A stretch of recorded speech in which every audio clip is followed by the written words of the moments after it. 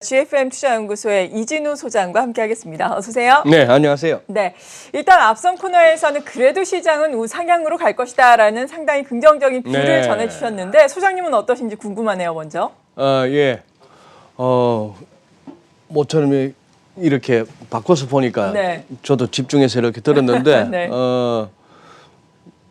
이 보여주신 차트들 중에 안 오를 수 없겠나, 오르지 않을 수가 없겠다 싶은 종목들 많네요. 네. 과거에 진짜 많이 비쌌다가 떨어진 맞아요. 종목들 많아요. 네. 예. 거기 비하면은 요즘 그 왜 광고에 뭐 주전자 물 끓이는 삑삑 소리 나는 그거 BBIG. 그 무슨 뭐 뉴딜펀드 어쩌고 네. 하면서 그 이후로 차트 흐름 본다면은 그 재미 없잖아요. 요즘 좀 고점 대비해서 많이 하락했죠. 예. 그거는 분명해요. 여기저기 다 떠드는 거 그거 갖고 돈 절대 안 됩니다. 나라에서 찍어주는 그 종목 갖고 되는 법이 없어요.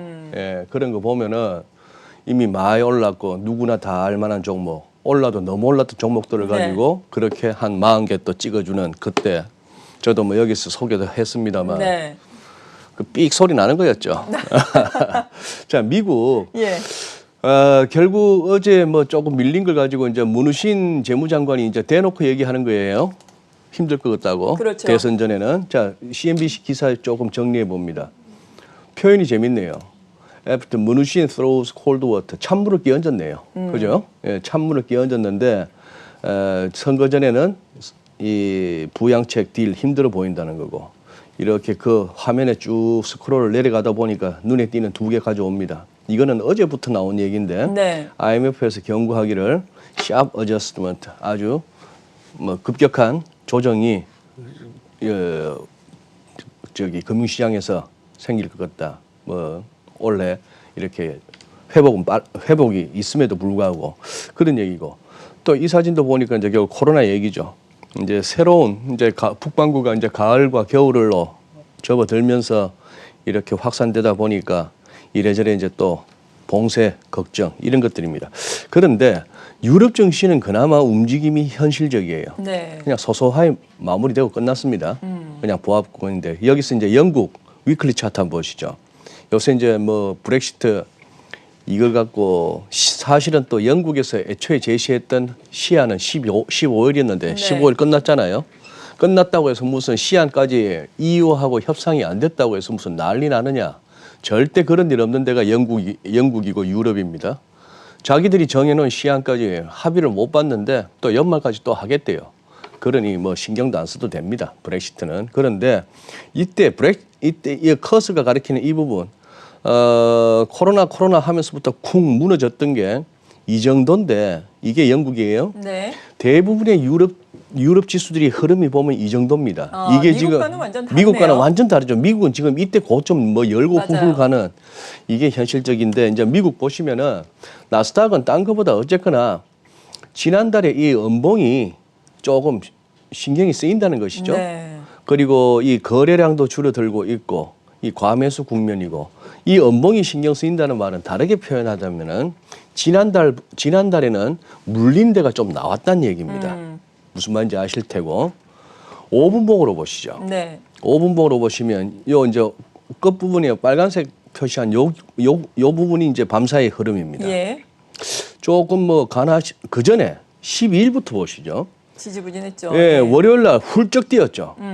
월요일 날 이제 주말 보내고 월요일 날 오면서 훌쩍 뛰어서 갭업해가지고 쭉 가다가 막판에 좀 밀렸고, 그 다음에 13일 날 화요일 날은 그냥 고만고만했습니다.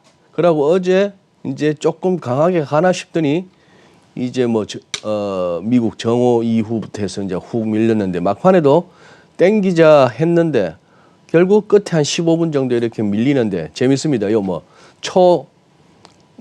아주 짧은 차트긴 합니다만 MACD에서 살짝 매도 시그널 나오면서 마감을 했어요.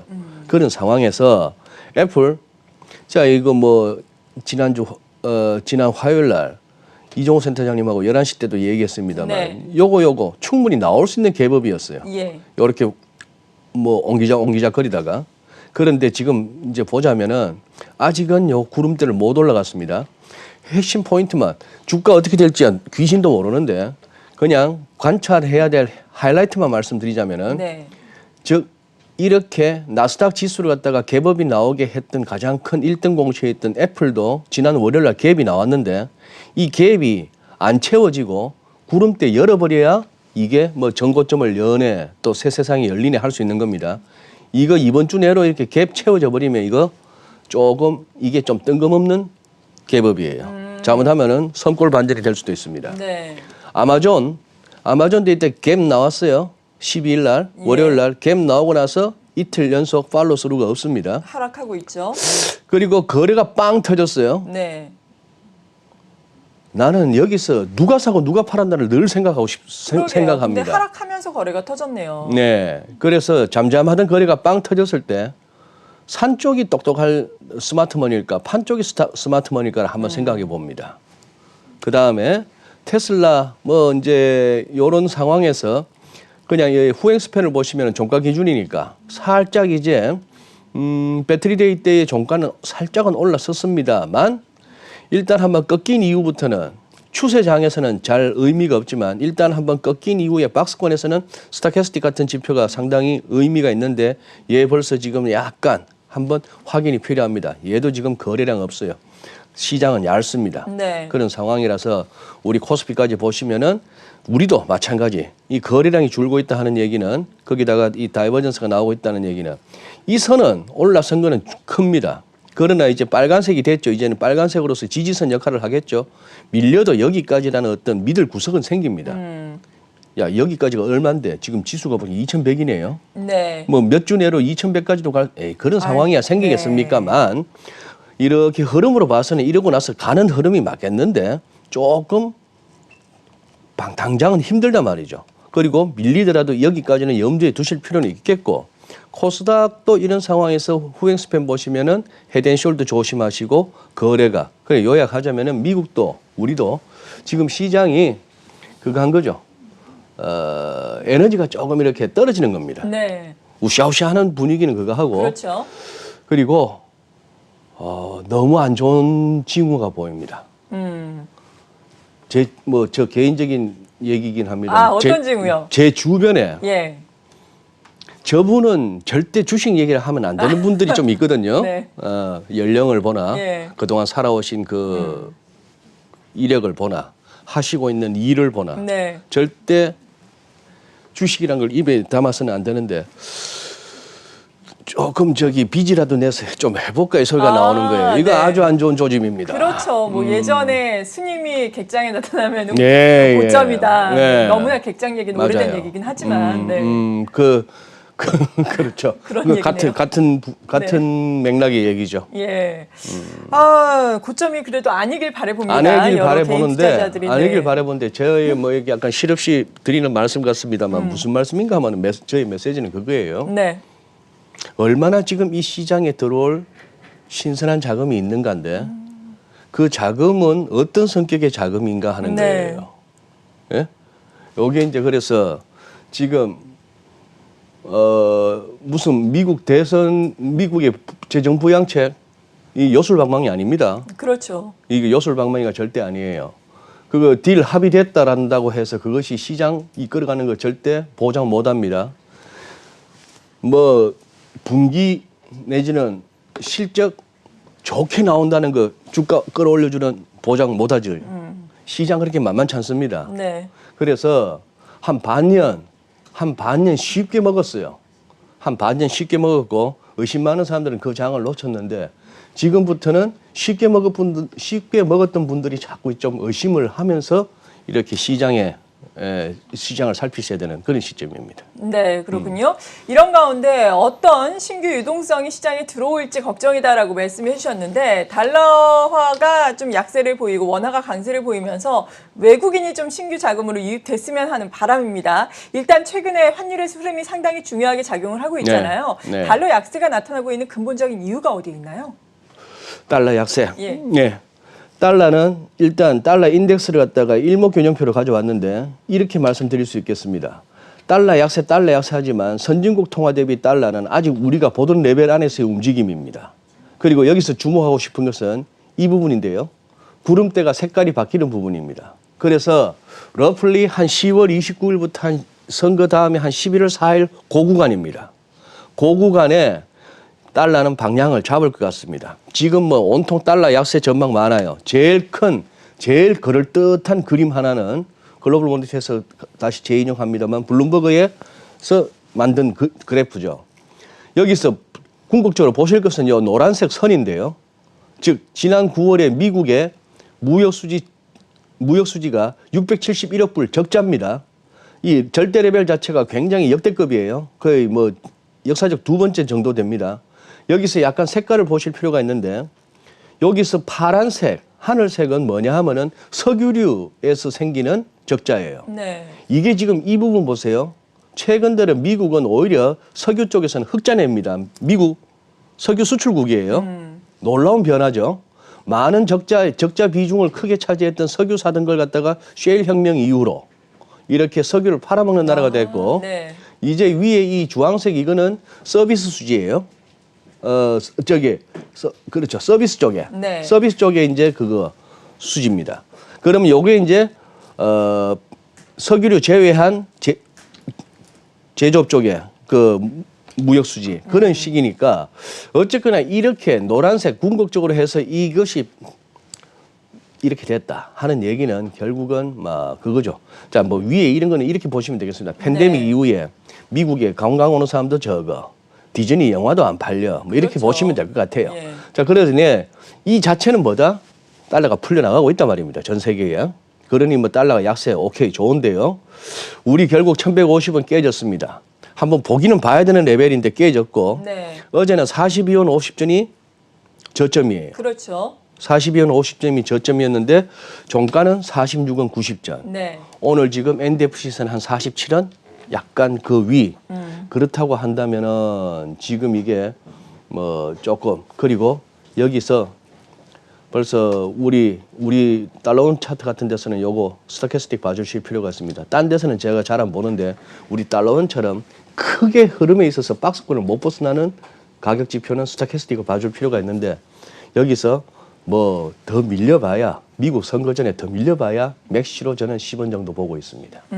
어제 또 이주열 한국은행 총재가 금융통화위원회 이후에 또 워낙 강세에 대해서 언급을 하지 않았습니까? 맞아요. 어느 정도 네. 뭐 용인을 하는 듯한 뉘앙스의 발언을 했잖아요. 네. 어떻게 보셨어요? 그래요. 어제 금통위가 있었고 네. 뭐 금리 0.5%로 동결하는 거야. 다 뭐 그거 말고 방법이 없으니까. 그렇죠. 예상을 했었죠. 자, 그런 상황에서 하는 총재 나름대로 고언을 하셨다고 봅니다. 이렇게 많은 똑같은 그걸로 해서 이주열 해서 한번 검색해서 네. 세 군데 매체 한번 따와 봅니다. 연합뉴스는 이렇게 헤드라인 잡았네요. 저출산 고령화가 빨라서 엄격한 재정 준칙이 필요하답니다. 조선일보에서도 재정 건전성 강조하고 양적 완화에 선 그었다. 이걸 갖다 헤드라인을 잡았어요. 한국경제TV는 보니까 올해 성장률 마이너스 1.3 벗어나지 않을 것이고 완화적 통화정책 유지. 요렇게 하는데 전반적으로 재정 준칙, 재정 건전성 강조 이걸 갖다가 이제 헤드라인을 잡은 매체들이 많았어요. 네. 그래서 지금 같은 상황에서 워낙 위기 상황이라서 재정 정책을 적극적으로 운용하는 것은 불가피한데 이건 다 기본적으로 깔고 가는 자락이죠. 뭐 정치권의 사람이든 학계의 사람이든 간에 워낙 코로나 상황이 엄중하다고 하니까 저 정도는 그거 하긴 한데 하는 얘기는 누구나 깔고 갑니다. 그렇지만 장기적으로 국가 채무를 지속 가능한 수준으로 억제하는 각별한 노력이 필요하다. 말씀 점잖게 하셨죠. 세게 드려야 될 때가 많죠. 네. 예. 그리고 가계부채 너무 많이 늘고 있다. 특히 이게 주식 투자 자금하고 신용대출 중심으로 주택 거래나 주식 자금 때문에. 근데 이게 결국 추가적인 금융 불균형 축적 요인을 작용할 때 가볍게 넘길 수 없다. 그 다음에 시장 관련해서는 불확실성이 어느 때보다 높은 것을 보면 원달러 환율 변동성이 커질 수 있다고 본다. 네. 변동성이라고 했으니까 아래 위 방향 다 두시가 되겠고 9월 중순이 원화 강세가 빨라졌는데 그간 디커플링이 해소되는 과정. 이 말씀은 정확한 것 같아요. 이거 보시죠. 연초를 갖다가 같이 100으로 해서 달러원 환율, 위안화 환율, 초록색의 위안화 환율 그리고 가운데 있는 달러 인덱스 네. 지수화해서 연초부터 해서 보니까 우리가 좀 덜 내려왔죠. 그러네요. 예, 그래서 조금 키 맞추기에 돌입한다라고 볼 수 있는데 그러나 지금 뭐 아까 여기서 지금 살짝 못 봤습니다만 요 레벨 아직까지 승부가 안 난 것 같네요. 네. 즉 1054원 저점과 1296원 고점에서의 여기까지는 조정 차원에서 볼 수 있는 레벨 아니야? 여기를 갖다 조금 신경을 쓰고 있는 것 같습니다. 그러다 네. 보니까 어제도 숏플레이로 이렇게 40연 50까지 막 밀었으나 장막판에는 또 쇼카바가 나오는 그런 흐름이라서 그렇게 마음같이 그렇게 훅훅 밀리지는 않고 이 정도만 해도 어느 정도 아까 보여드렸던 조금 위안안에 달러 약세의 좀 키 맞추기 어느 정도 갈증은 해소됐다라고 보여집니다. 네, 주식시장에 참여하는 투자자 여러분도 그렇고 기업체 입장에서도 당연히 환율에 관심을 많이 갖고 그리고 주식시장에 투자를 안 한다고 하더라도 요즘에 달러 예금 드신 맞아요. 분들 많이 상당히 많잖아요. 많이 심지어 뭐 하시죠. 달러 보험 든 분들도 상당히 네. 많고 해외 주식 투자하는 분들도 그런데 문제는 뭐 달러화에 대한 원화 환율 변동성을 확대할 수 있겠다라는 말씀이신데 어느 정도까지 하방으로 변동성을 더욱더 확대할 것이냐 이 부분이잖아요. 네. 이 부분은 위안화의 또 강세와 맞물려서 더욱더 또 원화 강세가 나타날 수 있을 것으로 보세요. 위안화는 어떤가요? 위안화가 참 재밌었죠. 예. 그래서 지금 달러 인덱스 뭐 이런 것보다 위안화가 더 중요한데 요거 한번 보시죠. 네. 위안화 환율 최근 며칠간 흐름. 요 CNY 파란색은 역내 위안화. 이게 지금 국경절 연휴 동안에 10월 1일부터 해서 국경절 연휴 동안에 장이 안 열렸단 말이죠. 그렇죠. 그렇지만 역의 위안화, CNH 환율은 움직였는데 이 기간에 달러 약세가 막 나타났었죠. 재정 부양책이 나오고 네. 뭐 이래서 이걸 갖다 장 열리고 나서 지난 그렇게 10월 9일 날 10월 9일 날 한글날 금요일 날 우리는 놀았지만 그때 이제 장 열리면서 한꺼번에 반영한다고 훅 떨어졌는데 이게 오히려 역의 위안화 환율보다 더 아래로 막 흘러내려가는 정도까지 오히려 역내 위안화 환율이 조금 오바를 했습니다. 네.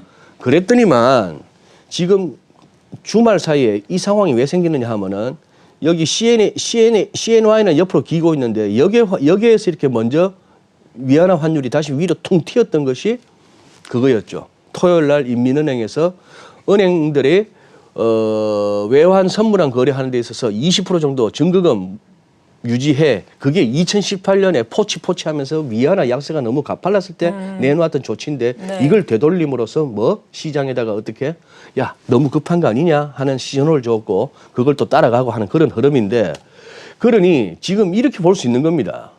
뭐 2005년 7월 달에 평가 절상 시작해갖고 주구장창 떨어지다가 이때부터 돌아섰던 이 위안화 환율이 14년부터 자 아주 공격적으로 보면 이 선까지는 떨어질 수 있는 거 아니야? 우상향하고 있는 거. 뭐 이렇게도 볼 수는 있겠습니다. 그 정도로 하면 6.5까지 그래서 지금 시장에서 6.5까지는 지금 6.7 근처인데 네. 6.5까지는 가는 거 아니야?